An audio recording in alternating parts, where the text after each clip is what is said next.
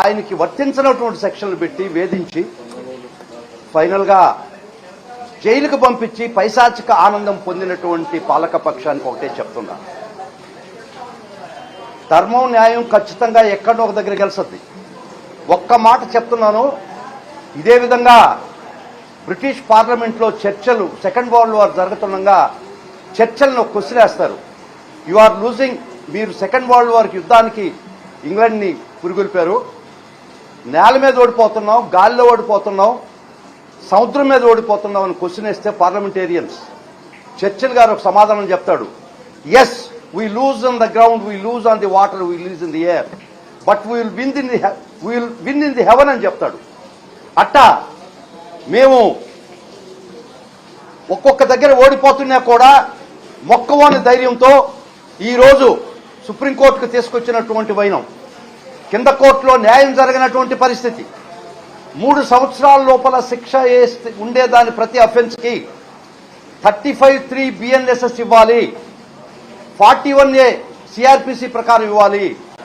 ఇట్లా చట్టం చాలా స్పష్టంగా చెప్పినా కూడా వారు ఆ కేసుకి SC/ST యాక్ట్ జోడిస్తే గౌరవ మ్యాజిస్ట్రేట్ వారు దాన్ని తీసేయడం జరిగింది, డిఫమేషన్ సెక్షన్ తీసేయడం జరిగింది.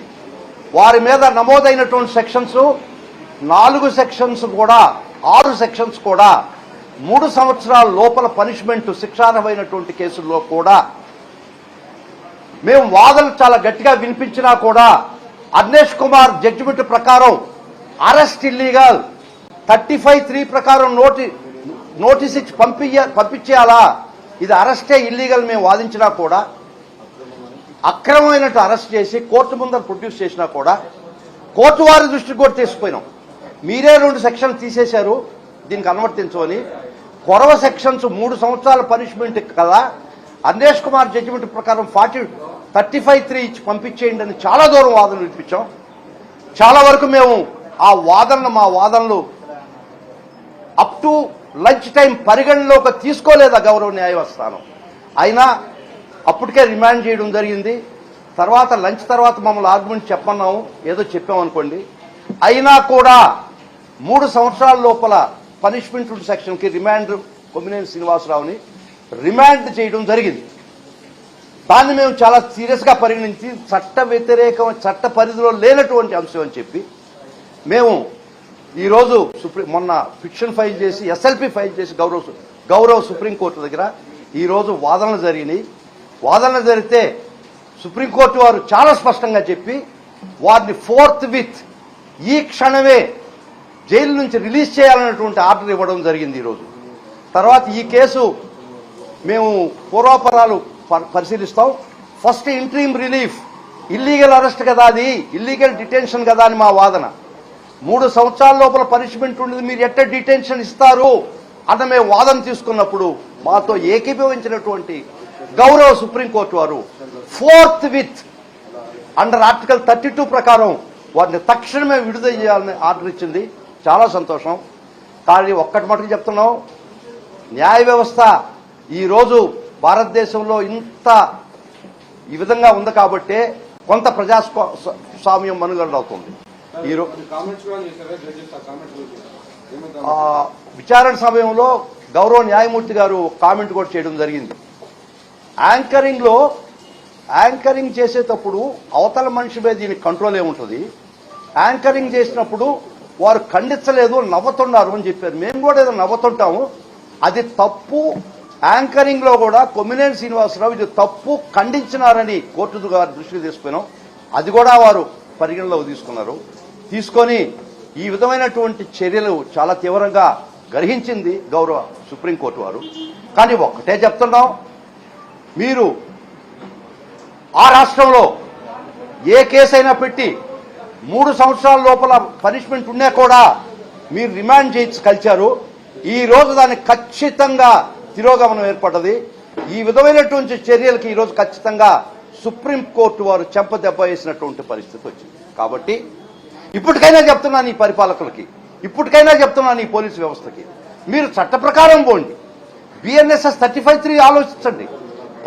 పనిష్మెంట్ బిలో 7 years ఉంటే మీరు హక్కు అరెస్ట్ చేయడానికి లేదని చాలా స్పష్టంగా అర్నేష్ కుమార్ చెప్తే కూడా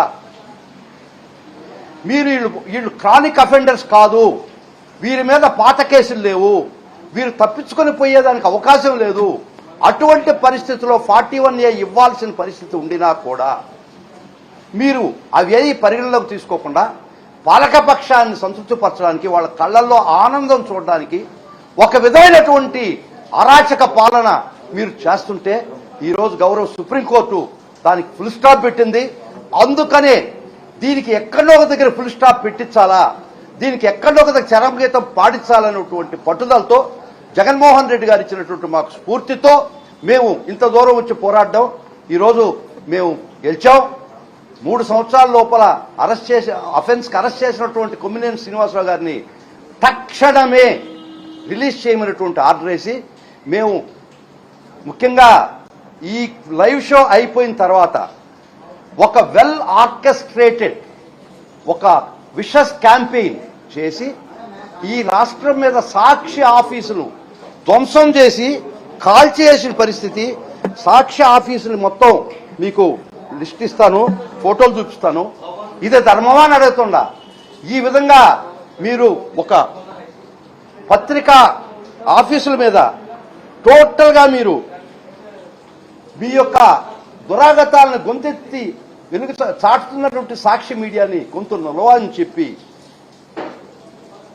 మిత్రులారా ఇది సమంజసమా అని అడగకుండా సాక్షి మీడియా ఆఫీసులు ధ్వంసం చేయడం అక్రాస్ ది స్టేట్, రాష్ట్ర మొత్తం మీద మీరు ఒక ప్రోగ్రాం చేసి విషస్ ప్రోగ్రాం అన్లీష్ చేసి ఈ విధంగా ధ్వంసం చేస్తే మిత్రులారా మీకైనా రేపు స్వేచ్ఛ ఎక్కడ ఉంటుంది? ఈ పాలక ప్రభుత్వం మీద గొంతెత్తి తరిస్తే, గొంతెత్తి చెప్తే ఈ విధంగా ధ్వంసం చేస్తారా? అదే ఇటువంటి ప్రోగ్రాం నేను ఈనాడులో కూడా చూశాను మొన్న. ఇంతకన్నా ఘోరంగా మాట్లాడినటువంటి పరిస్థితి మీకు మీద లైవ్ కూడా చూపిస్తాను. వారి మీద నో కేస్. మా సాక్షి ఆఫీసులు ధ్వంసం చేస్తే నో కేస్, నో పోలీస్. ఇది ఎల్లకాలం జరగద్దా? ఇది ధర్మమా? ఇది ప్రజాస్వామ్యంలో ఆర్టికల్ 19(1)A ఆ రాష్ట్రంలో లేదా? మీ రాజ్యాంగం నడుసద్దా? అదే చెప్పాము ఈరోజు గౌరవ సుప్రీంకోర్టు వారికి. ఈ freedom of speech article 19(A ఈ రాష్ట్రంలో పనిచేయటం లేదు.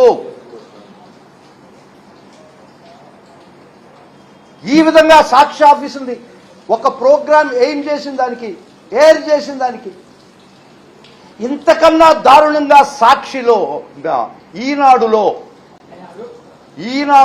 ఇంతకన్నా దారుణంగా ఇదే సబ్జెక్టు మీద ఇటువంటి ప్రోగ్రాం మీరు